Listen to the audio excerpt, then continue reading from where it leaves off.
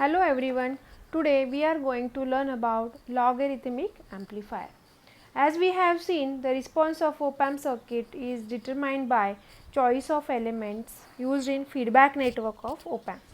When resistors are used which have a linear relation between voltage and current, the resulting circuit shows a linear response of the input. On the other hand, when a logarithmic PN junction obtained from a transistor is used, the circuit results in log or anti-log response. Okay. So, log and anti-log responses can be derived from popular log,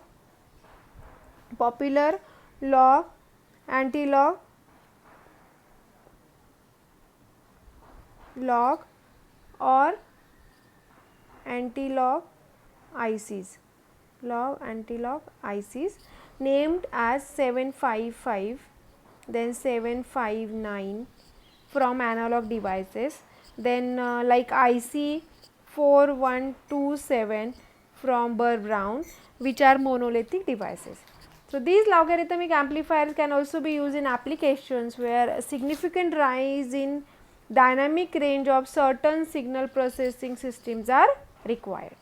There will be no loss in accuracy and resolution even when input signal is very small in comparison with full dynamic range. A typical situation is when the instrument can display a pulse of suppose 10 millivolt or 10 volts with visible precision on the same scale for both extremes of voltages.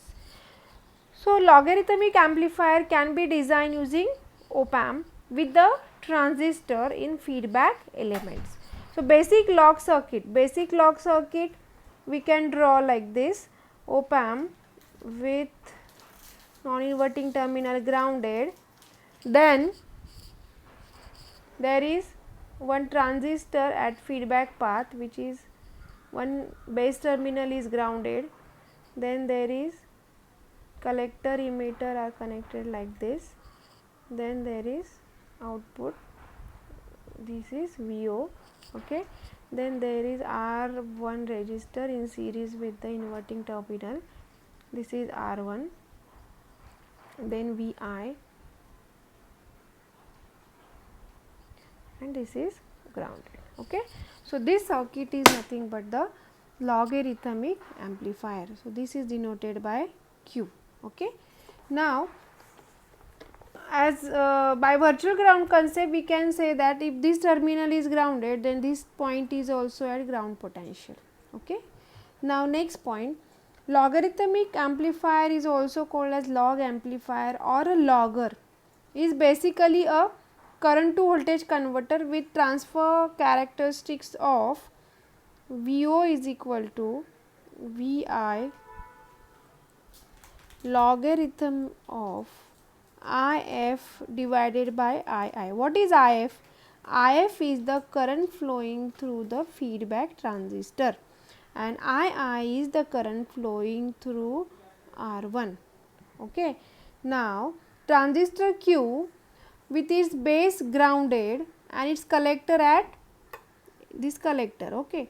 This collector, this is emitter and this is base, okay. Base is grounded and this collector is at virtual ground and its collector is at virtual ground in a transdiode configuration, okay. So, its voltage and current relationship is given by, we have seen in the second year this one, that voltage current relationship of transistor IE is equal to IS into e raised to q VBE divided by KT minus 1, okay.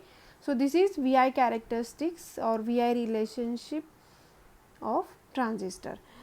For grounded base transistor configuration, IE is equal to IC, collector current is equal to emitter current. So, IE can be written as IC is equal to IS into e raised to q VBE upon KT minus 1, okay, where IS is the Is is what? Saturation current, and IC is the Is is the saturation current, IC is the collector current, and KT by Q is volt equivalent, voltage temperature equivalent, voltage temperature equivalent. Okay, voltage temperature equivalent. VB is the base to emitter voltage.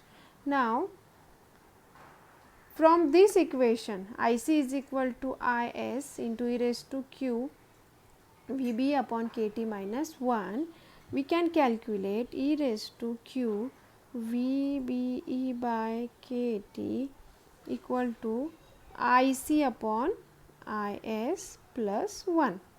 Okay.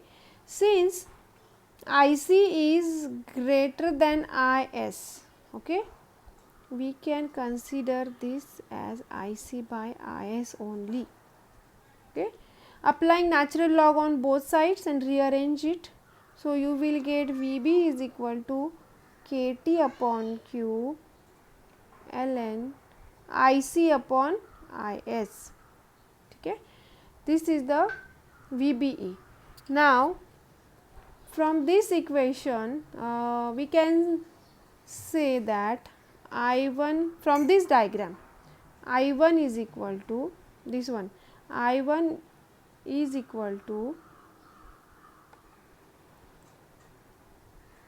VI by RI. In diagram it is actually II, okay, VI by RI, and VBE is nothing but the output voltage VO. Sorry, VB equal to minus VO. Now, put these values in this equation. So, VO is equal to minus KT upon Q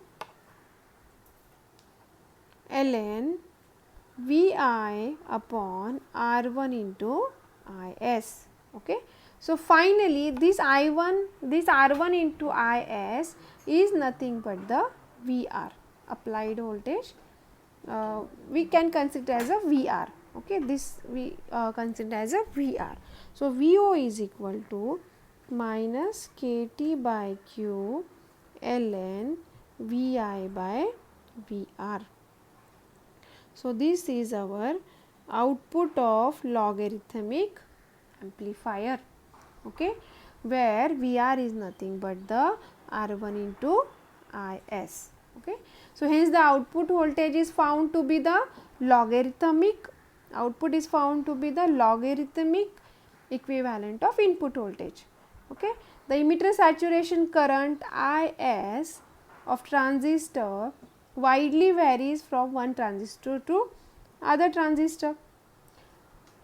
This problem of saturation current can be eliminated by employing two transistors Q1 and Q2, Q1 and Q2 in the basic logarithmic amplifier circuit. Okay. So, we have to add these two transistors at the input side of this one basic logarithmic amplifier. So, to eliminate the effect of Is, next circuit diagram is logarithmic amplifier with compensation of emitter saturation current. So, for that we can draw diagram like this. 3 op amps we are using, okay. Then this is grounded, okay, this is R1. So, one input is applied here Vi, another input applied in the another op amp, that is this plus is grounded, okay. Input is applied here R1, this input is VR, okay. Now, in feedback there is one transistor, this is connected, again here one transistor, okay, to VO1 output, this is VO2 output, okay, this is Q1, this is Q2, two transistors we are using with 2 op amps. and then these two outputs are combined here with another op amp. Okay. So, this is difference amplifier actually. We have seen in the last videos what is difference amplifier. All contains R registers, feedback also contains R. Okay. And then next op amp is this one, where we are connecting one R2 register in the feedback path and one RTC, and then output is VO. Okay.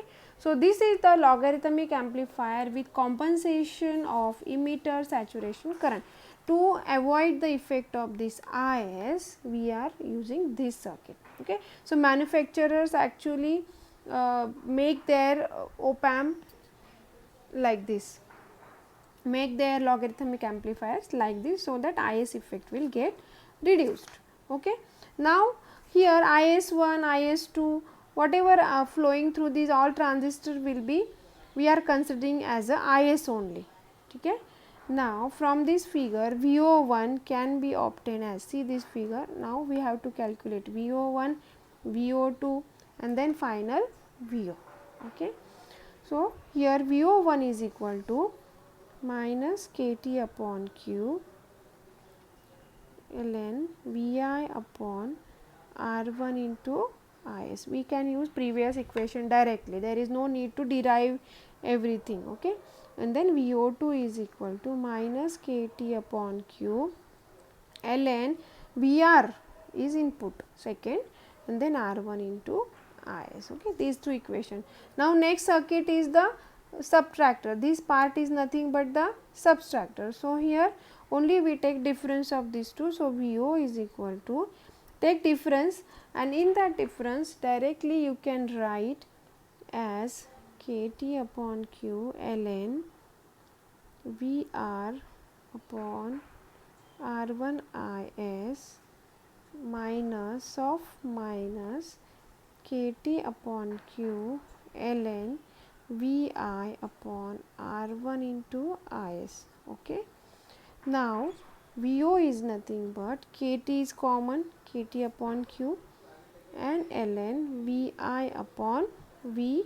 After solving these two equations, or after solving this equation, KT upon Q ln Vi upon Vr. Okay. Now, Vr is set with a single external voltage source. Okay. Therefore, dependence of the circuit on the device and temperature has been removed. Okay. So, op amp A4,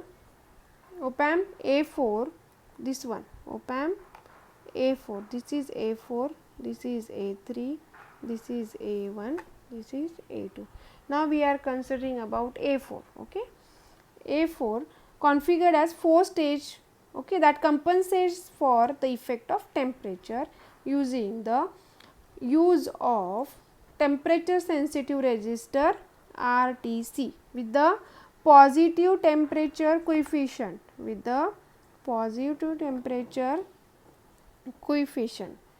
Okay. So, overall VL can be written as 1 plus R2 upon RTC. Which circuit is this one? Input, overall VL means this VL, overall VL. Okay. So, input is applied to which terminal here? Inverting terminal. So, this circuit, and here output is at non-inverting, sorry, यहाँ पे actually we have to put plus sign. Okay. Because we want non-inverting amplifier here, and this one is the inverting amplifier or inverting input. Okay. So, this input is applied at non-inverting terminal. Okay. So, our gain can be 1 plus R2 upon RT into KT upon Q ln Vi by R. This is the input, Vi by Vr is the input, and 1 plus R2 upon RT. RTC we can write. Okay. So, negligible variance in VL is achieved with matched coefficients and resistor values. Okay. So there will be negligible variance. So